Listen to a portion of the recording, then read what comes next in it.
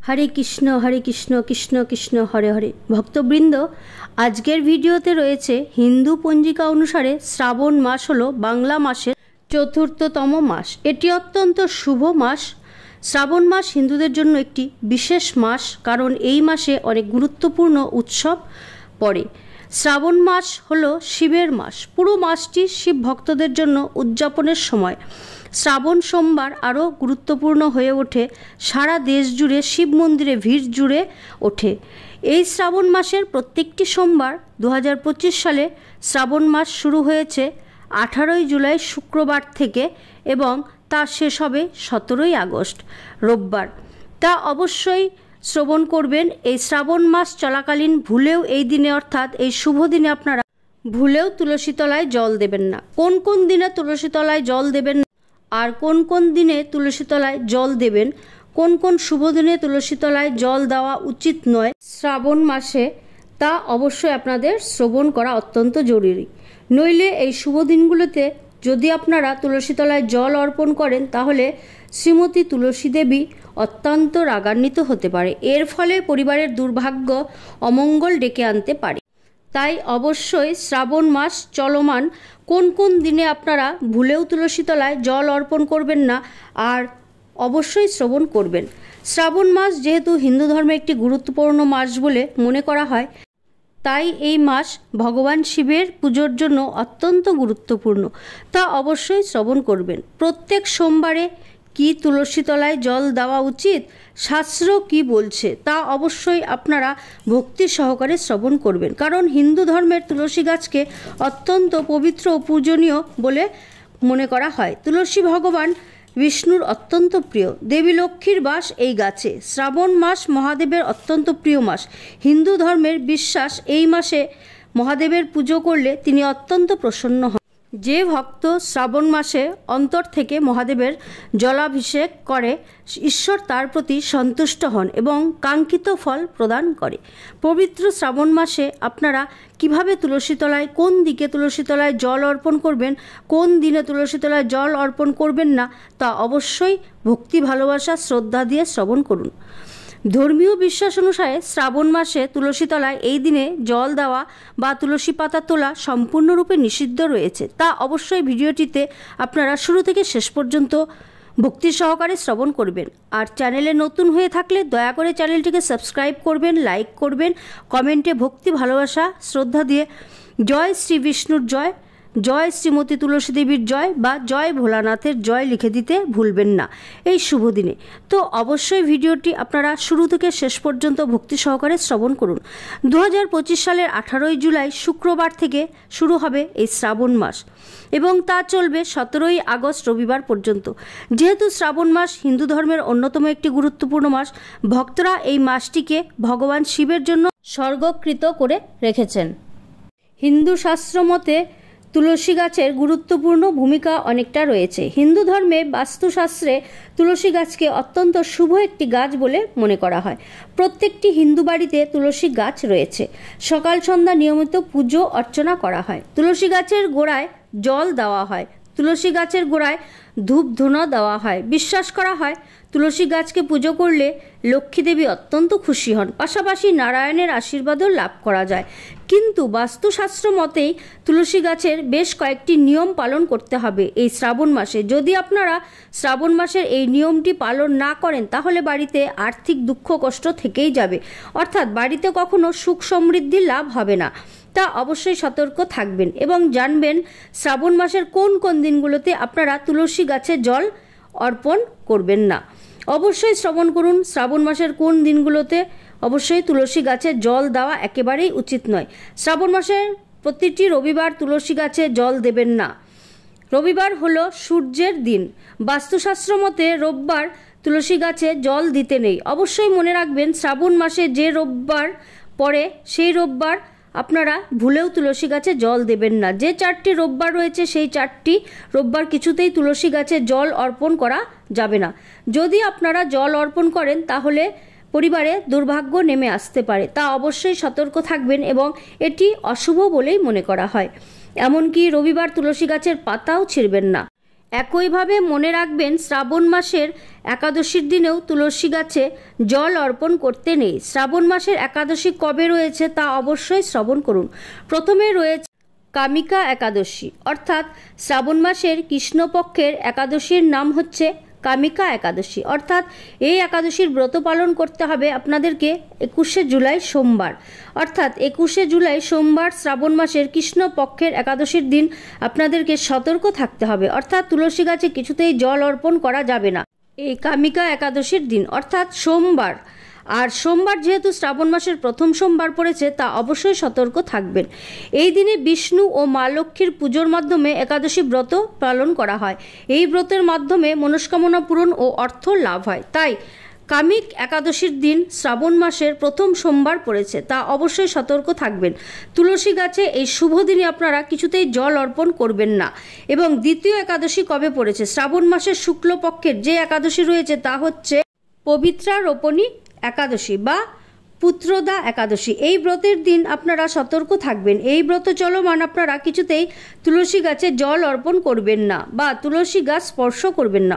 শ্রাবণ মাসের যে দুটি একাদশী রয়েছে সেই একাদশী চলমান তুলসী গাছে জল অর্পণ করবেন না, যেহেতু হিন্দু ধর্মের বিশেষ মাহাত্ম্য রয়েছে একাদশীতে তুলসী গাছ স্পর্শ করতে নেই, এতে সংসারের অমঙ্গল হতে পারে। সূর্যগ্রহণের দিন তুলসী গাছ স্পর্শ করবেন না। এদিন তুলসী গাছে ভুলেও জল দেবেন না। অবশ্যই আপনাদের সাথে তুলে ধরা হলো যে শ্রাবণ মাসের কোন কোন দিন তুলসী গাছে জল দেওয়া উচিত নয়। বিশেষ করে রবিবার, একাদশী এবং শ্রাবণ মাসের যে পূর্ণিমা রয়েছে বা অমাবস্যা রয়েছে, সেই পূর্ণিমা অমাবস্যাতে তুলসী গাছ স্পর্শ করা এবং তুলসী গাছে জল দেওয়া সম্পূর্ণরূপে নিষিদ্ধ রয়েছে। তা অবশ্যই আপনারা সতর্ক থাকবেন। আর অবশ্যই শ্রবণ করবেন শিবের পুজোর তুলসী পাতা ব্যবহার করা উচিত কিনা, শাস্ত্র কি বলছে, পুরাণ কি বলছে এবং ধর্মীয় বিশ্বাস কি বলছে, মনোযোগ সহকারে শ্রবণ করুন। হিন্দু ধর্মের ভগবান শিবের পুজোর বিশেষ তাৎপর্য রয়েছে। শিবলিঙ্গে বিভিন্ন ধরনের ফুল পাতা নিবেদন করা হয়, তবে ভগবান শিবের পূজায় তুলসী ব্যবহার নিষিদ্ধ কেন তা অবশ্যই ভক্তি সহকারে শ্রবণ করবেন। এটি অত্যন্ত আপনাদের জন্য গুরুত্বপূর্ণ বিষয়। শ্রাবণ মাস যেহেতু ভগবান শিবের অত্যন্ত প্রিয় মাস, এই মাসের প্রত্যেকটি সোমবার সকল ভক্তরা ব্রতটি পালন করে থাকেন। তার সাথে অবশ্যই জেনে রাখতে হবে যে ভুলবশত যদি আপনারা শিবলিঙ্গে জলাভিষেকের সময় যদি তুলসী পাতা নিবেদন করেন, তাহলে পরিবারে অমঙ্গল নেমে আসতে পারে। তা অবশ্যই তুলসী সংক্রান্ত যাবতীয় বিষয় আপনাদের এই ভিডিওর মাধ্যমে তুলে ধরা হবে। তা অবশ্যই ভক্তি সহকারে এই বিষয়টি শ্রবণ করুন। পৌরাণিক কাহিনী অনুসারে তুলসীর গল্পে ভগবান শিবের সাথে সম্পর্কিত বৃন্দা, যিনি এক অসুর রাজার জলরন্ধ্রের স্ত্রী ছিলেন, তার স্বামীর প্রতি ভক্তির কারণে অত্যন্ত শক্তিশালী ছিলেন। বৃন্দার তপস্যা এবং স্বামীর প্রতি ভক্তির কারণ এমনকি ভগবান শিব জলরন্ধাকে পরাজিত করতে পারেন। এরপর ভগবান বিষ্ণু ছলনার আশ্রয় নিয়ে জলার অন্ধককে হত্যা করেন। বৃন্দা এই ঘটনার অত্যন্ত দুঃখিত হন এবং তিনি ভগবান বিষ্ণুকে অভিশাপ দেন। বৃন্দা তার জীবনে উৎসর্গ করেন এবং তার দেহ থেকে একটি তুলসী পাতা জন্মায়। এই কারণে ভগবান শিবের উপাসনায় তুলসীর পাতা ব্যবহার নিষিদ্ধ বলে মনে করা হয়। তা অবশ্যই আমরা যে শ্রাবণ মাসের প্রত্যেকটি সোমবার ব্রতটি পালন করব, সেই ব্রত পালনের সময় তুলসী পাতা কিছুতেই অভিষেক করা যাবে না। ধর্মীয় বিশ্বাস অনুসারে কি বলা রয়েছে? ধর্মীয় বিশ্বাস অনুসারে তুলসী গাছ ভগবান বিষ্ণুর অত্যন্ত প্রিয়।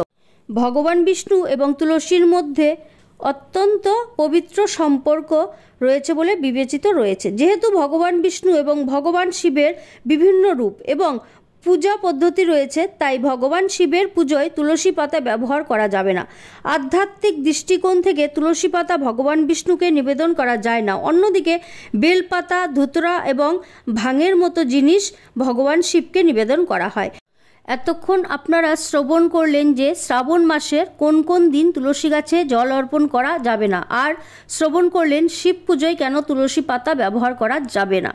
শ্রাবণ মাসে তুলসী মঞ্জরি দিয়ে যদি ক্রিয়াকলাপ করতে পারেন তাহলে সুখ সমৃদ্ধিতে ভরে উঠবে আপনাদের জীবন। যেহেতু শ্রাবণ মাস আপনার বাড়িতে তুলসী গাছের কুঁড়ি ধরে, তাহলে এর অর্থ হলো শীঘ্রই আপনার বাড়িতে শুভ সংবাদ বয়ে নিয়ে আসতে পারে।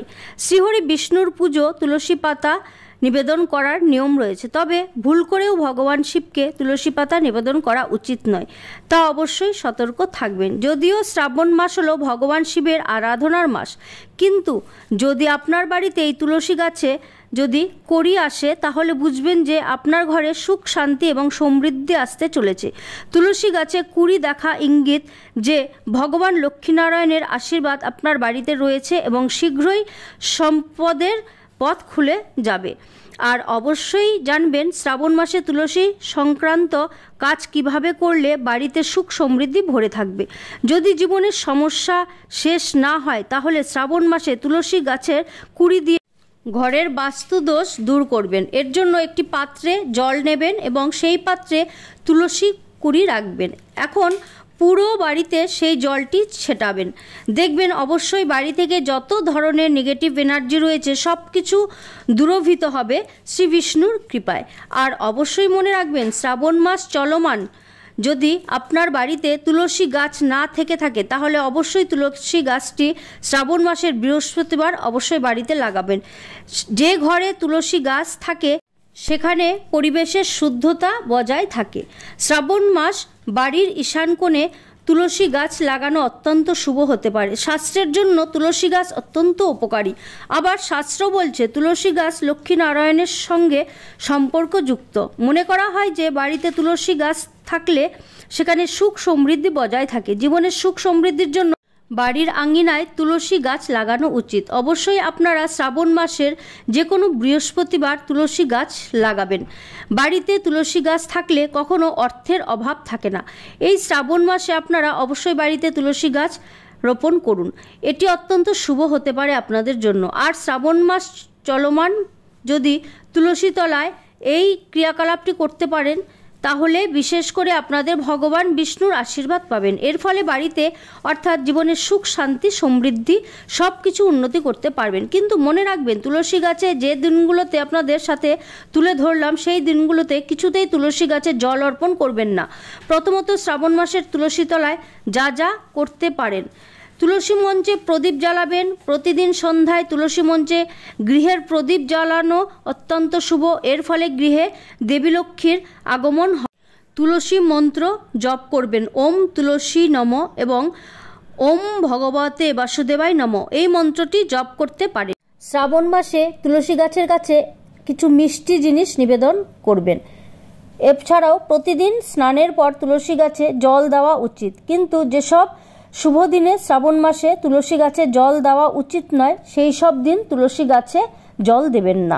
বাড়ির উত্তর পূর্ব কোণে তুলসী গাছ আপনারা রোপণ করবেন। জীবনে যদি আপনার খারাপ সময় কিছুতেই কাটছে না তাহলে অবশ্যই তুলসী গাছের নিচে ভগবান বিষ্ণুর প্রতীক হিসাবে শালগ্রাম শিলা রাখা অত্যন্ত শুভ হতে পারে পরিবারের জন্য। শ্রাবণ মাসের যে কোনো বৃহস্পতিবার তুলসী গাছ রোপণ করে তুলসী গাছের তলায় অবশ্যই রাখতে পারেন শালগ্রাম শিলা। তুলসী গাছের আশেপাশে যদি এই জিনিসগুলো থেকে থাকে তাহলে আজই সেটি সরিয়ে ফেলুন, নইলে আপনার পরিবারের অমঙ্গল হতে পারে। বিশেষত মনে রাখবেন তুলসী গাছের পাশে যদি কোনো কাঁটা জাতীয় গাছ থাকে সেই কাঁটা জাতীয় গাছটিকে আপনি অবশ্যই সরিয়ে ফেলুন।